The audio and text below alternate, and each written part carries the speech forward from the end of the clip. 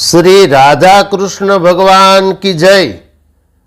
आज इस वीडियो में हम ये सुनेंगे कि बिना श्राद्ध किए हम अपने पितृओं को तृप्ति कैसे दिला सके, और वो भी थोड़े समय के लिए नहीं, जैसे 2-5 वर्ष 2-5 युग नहीं, ब्रह्मा का एक दिन। कितना होता है ब्रह्मा का एक दिन?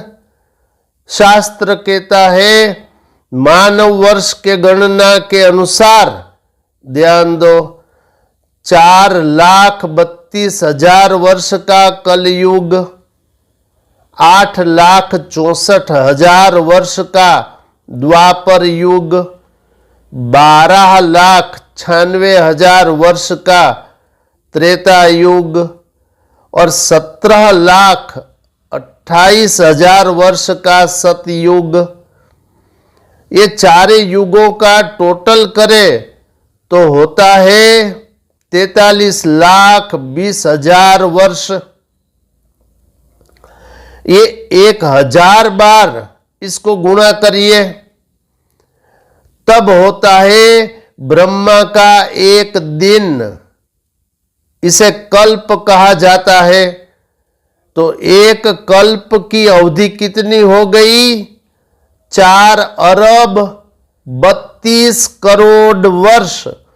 तो इतने समय तक हम बिना श्राद्ध किए अपने पितृओं को तृप्ति दिला सकते हैं। क्या करना पड़ेगा?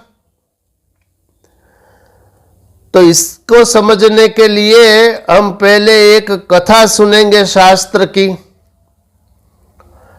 तो जैसा कि आप सब जानते होंगे कि श्री महाभारत के समय में जब पांडवों को वनवास हुआ, तब दुर्योधन, शकुनी इत्यादि ने चालाकी करके, कपटता से दुर्वासा मुनि को अपने शिष्यों के साथ पांडवों के पास भेजा।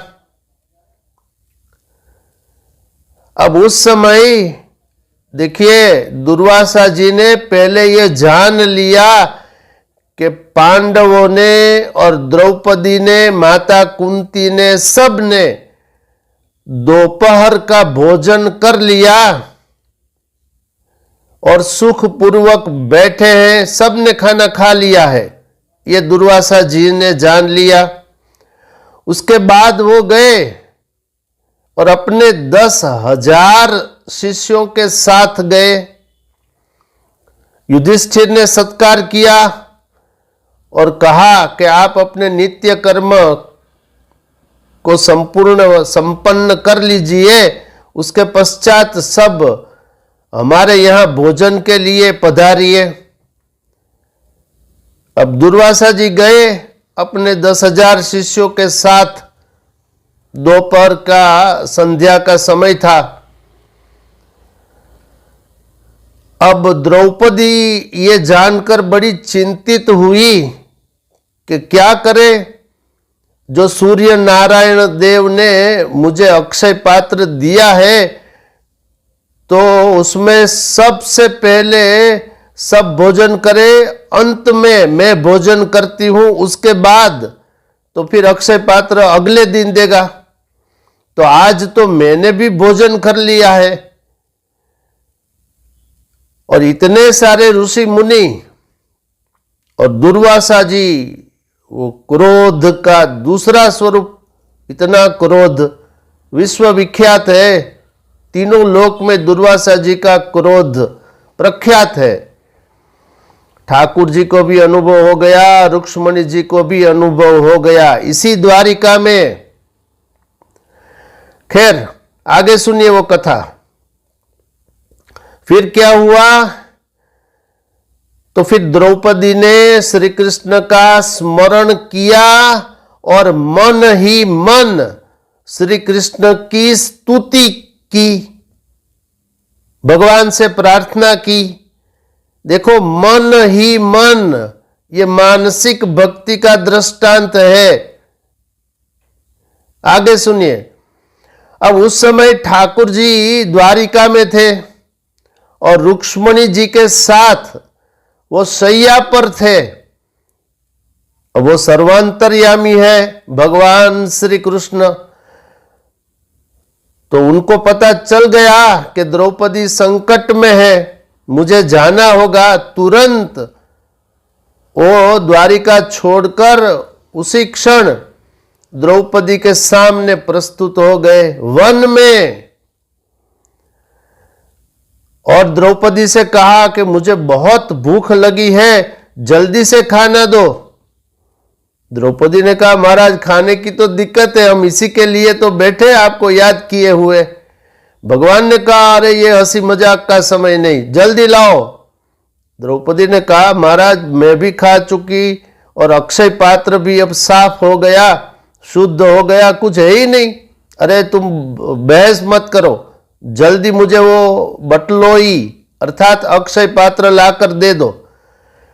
तो द्रौपदी गई, अक्षय पात्र दे दिया श्री कृष्ण को। तो उसमें वो बटलोई के गले में एक साग थोड़ा सा चिपटा हुआ था, वो श्री कृष्ण ने खा लिया तुरंत। और भगवान बोले, देखो भगवान क्या बोले वो सुनो। भगवान ने ये कहा इस साग से संपूर्ण विश्व के आत्मा, यज्ञ भोक्ता, सर्वेश्वर भगवान श्री हरि तृप्त और संतुष्ट हो। ये इस अध्याय का 25वें नंबर का श्लोक। ये मैंने आपको श्री महाभारत के वन पर्व के अंतर्गत द्रौपदी हरण पर्व के 263वें अध्याय का मैंने ये 25वां श्लोक आपको सुना दिया।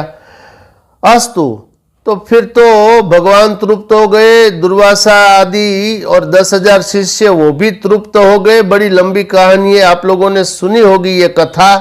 अब हमारा जो बात है, इस वीडियो का जो हमारा टॉपिक है, आज का विषय है, वो ये है कि हम अपने पितृओं को कल्प के अंत तक अर्थात 4 अरब 32 करोड़ तक कैसे तृप्ति दिला सके। तो शास्त्र कहता है श्री कृष्ण की मूर्ति अथवा फोटो के समक्ष हम नैवेद्य अर्पण करें।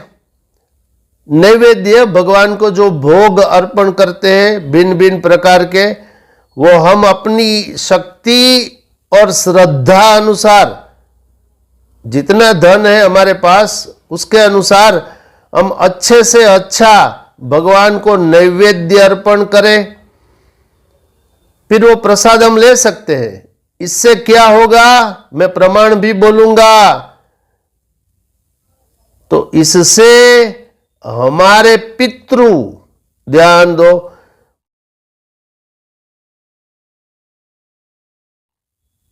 कल्प के अंत तक यानी 4 अरब 32 करोड़ वर्ष तक तृप्त हो जाएंगे।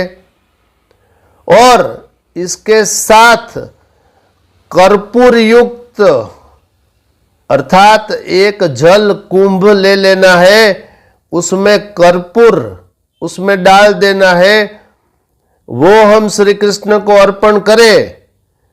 मूर्ति में करे, फोटो में करे, मन की भावना से ही सारा संबंध है। मन एव मनुष्याणाम कारणम बंध मोक्षयोः, ये साठ्यायनी उपनिषद पहला मंत्र। मन ही बंधन और मोक्ष का कारण है। दूसरा, मन एव मनुष्याणाम कारणम बंध मोक्षयोः, ये ब्रह्म बिंदु उपनिषद का दूसरा मंत्र। तो मन से ही करना है ये सब धर्म कर्म। तो कर्पूर युक्त जल कुंभ श्री कृष्ण को अर्पण करने से हमारे पितृ, ध्यान दो, कल्प के अंत तक जल की तृप्ति प्राप्त करेंगे। अब जल की इच्छा नहीं करेंगे तो ये दोनों काम करने चाहिए। ये उपाय अत्यंत सरल है।